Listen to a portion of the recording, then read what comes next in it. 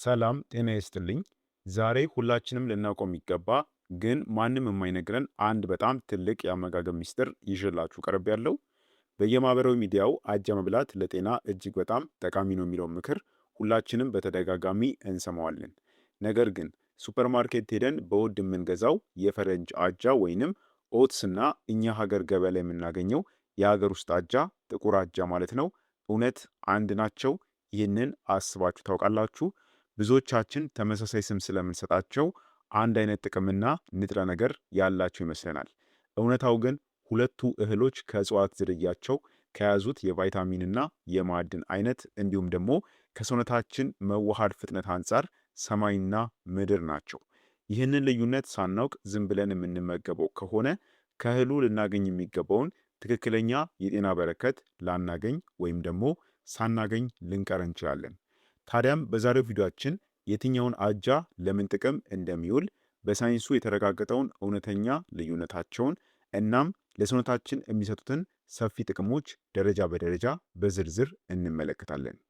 ራሳችሁንና እንዲሁም የቤተሰባችሁን ጤንነት ለመጠበቅ ይህ መረጃ የግድ ያስፈልጋችኋል። ስለሆነም እስከ መጨረሻው አብራችሁን ቆዩ። መልካም ቆይታ። በቅድሚያ በክፍል 1 ላይ የምናየው የእጽዋት ዝርያቸውንና እንዲሁም ደግሞ የቅርጻቸውን ልዩነት ይሆናል። ወደ መጀመሪያውና መሰረታዊ ልዩነት ስንገባ ሁለቱ እህሎች ከተፈጥሮ መገኛቸውና እንዲሁም ከእጽዋት ዝርያቸው ጀምሮ ፍጹም የተለያየ ባህሪ እንዳላቸው እንረዳለን። ሱቅ ውስጥ በብዛት የምናገኘው የፈረንጅ አጃ በሳይንሳዊ ስሙ አቬና ሳቲቫ በመባል ይታወቃል።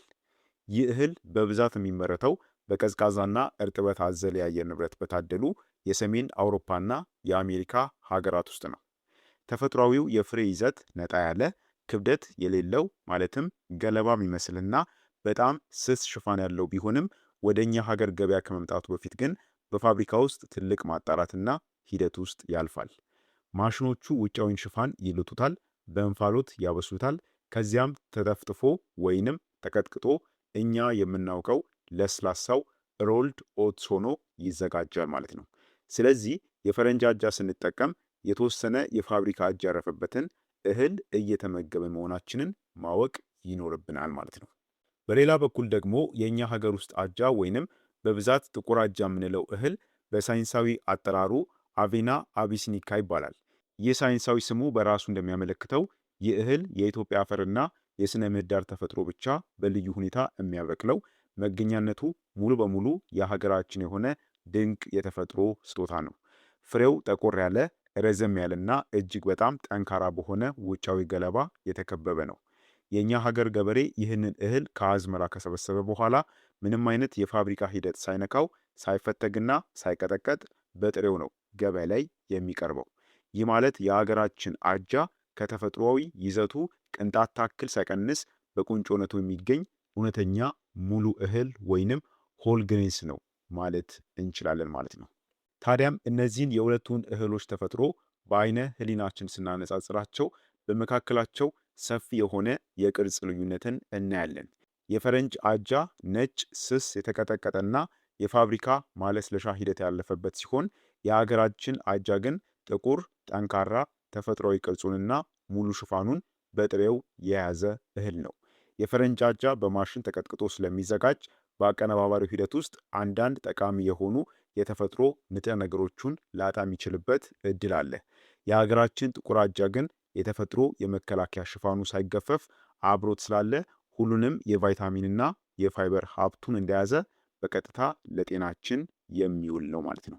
ስለዚህ ይህ የመጀመሪያው በላያቸው ላይ የምናየው የቅርጽ ይዘታቸው እንዲሁም የእጽዋት ዝርያ ልዩነታቸው ይህንን ይመስላል ማለት ነው።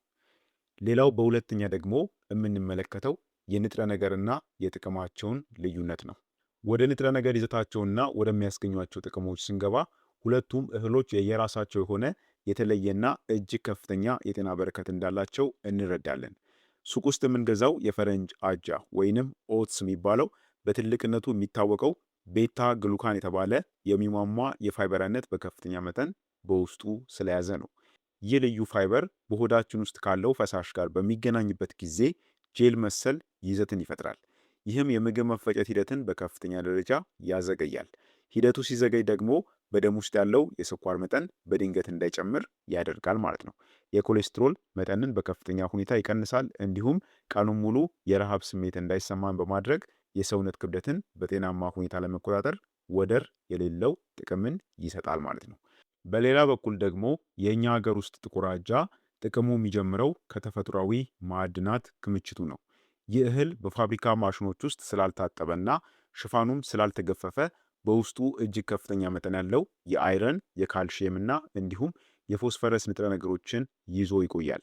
እነዚህ ማዕድናት ለሰውነታችን የደም ሴሎች መፈጠርና ጥንካሬ መሰረት በመሆናቸው የሀገራችን ጥቁር አጃ የደም ማነስን ለመከላከልና ለማከም ከፈረንጁ አጃ እጅግ የላቀ ተፈጥሯዊ አቅም አለው ማለት ነው። በተጨማሪም በአጥንትና በጥርስ ጥንካሬ ላይ ያለው ሚና በጣም ከፍተኛ በመሆኑ በባህላዊው አጠቃቀማችን ውስጥ የወለዱ እናቶችን ለማጠንከር ወይንም ለማበርታት፣ ለታመሙ ሰዎች ጉልበት ለመስጠትና ቁስልን በፍጥነት ለማድረግ እንደ ዋና መድኃኒት ተደርጎ የሚወሰደውም ለዚሁ ነው ማለት ነው። በአጭሩ ሁለቱንም እህሎች ስናነጻጽራቸው ጥቅማቸው በተለያየ አቅጣጫ ጎልቶ ይታያል። የፈረንጅ አጃ በፋይበር ይዘቱ አማካኝነት የስኳር፣ የኮሌስትሮል እና የክብደት መጠንን ለማስተካከል እጅግ በጣም ፈጣንና ውጤታማ የጤና ጥበቃ ዘዴ ነው። የሀገራችን ጥቁር አጃ ግን ከጽኑ የፋብሪካ ማጣራት ሂደት ነፃ በመሆኑ ሰውነትን ከውስጥ የመገንባት ደምን የማበልጸግና አጠቃላይም የአጥንት ጥንካሬን የመደገፍ የተፈጥሮ ኃይሉ የላቀ ነው። ስለዚህ ሁለቱም እህሎች በተለያየ የጤና ዘርፎች ላይ የየራሳቸው የሆነ የማይተካ ከፍተኛ ጠቀሜታ አላቸው ማለት እንችላለን ማለት ነው። በሶስተኛ ደግሞ የምናየው የአዘገጃጀትና እንዲሁም የሆድ መፈጨት ልዩነታቸውን ይሆናል። በአዘገጃጀት መንገድና በሆድ መፈጨት ሂደት ላይ የምናየው ልዩነት እነዚህን ሁለት እህሎች የትኛውን ሰዓት እናም ደግሞ እንዴት መጠቀም እንዳለብን የሚወስን ትልቅ ነጥብ ነው። የፈረንጅ አጃ ወይንም ኦትስ በፋብሪካ ውስጥ በእንፋሎት መብሰልና የመቀጥቀጥ ሂደት ውስጥ ስላለፈ የምግብነት ይዘቱ አስቀድሞ የላላ ነው። በዚህም ምክንያት በሁለት ወይንም በሶስት ደቂቃ ውስጥ ብቻ በሙቅ ውሃ ወይንም በወተት ተነክሮ በቀላሉ መመገብ ይቻላል።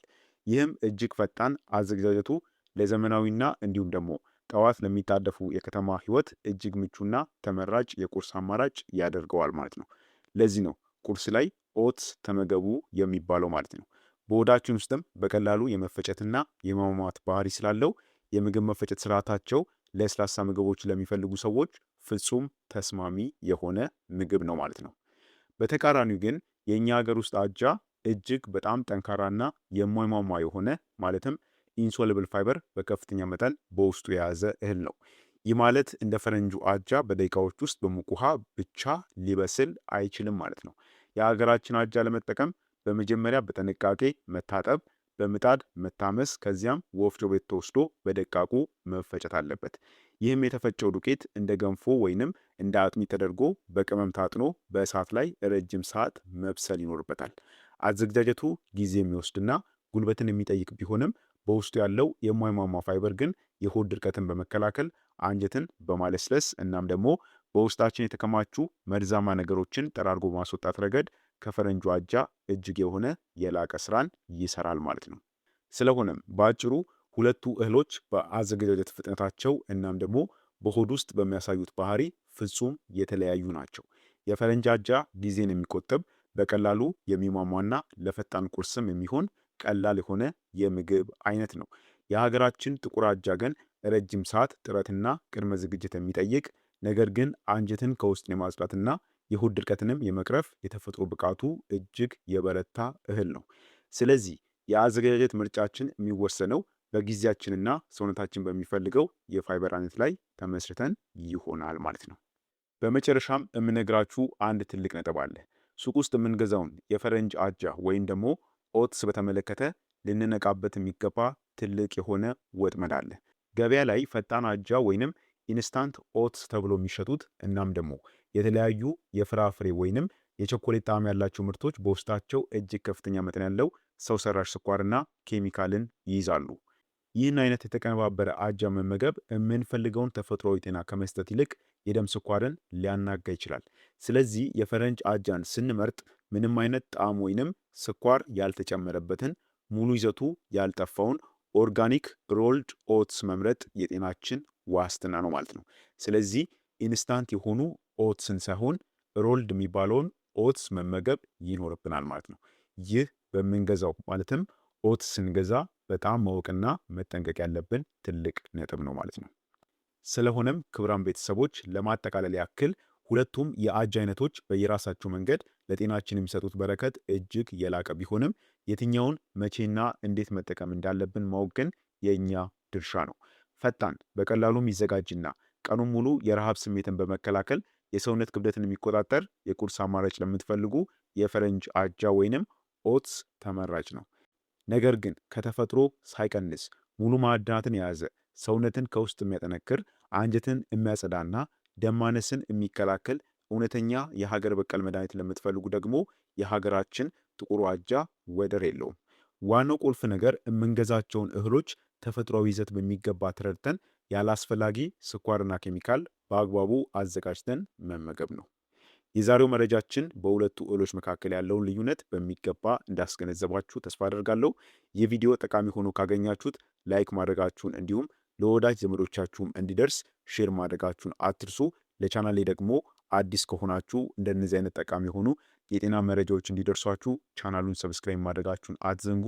ለዛሬ በዚያ በቃው። በቀጣይ ደግሞ በሌላ አስተማሪና እንዲሁም ጠቃሚ በሆነ የጤና ቪዲዮ የምንገናኝ ይሆናል። እስከዛው በጤና ቆዩልኝ። ቸር ሰንብቱ።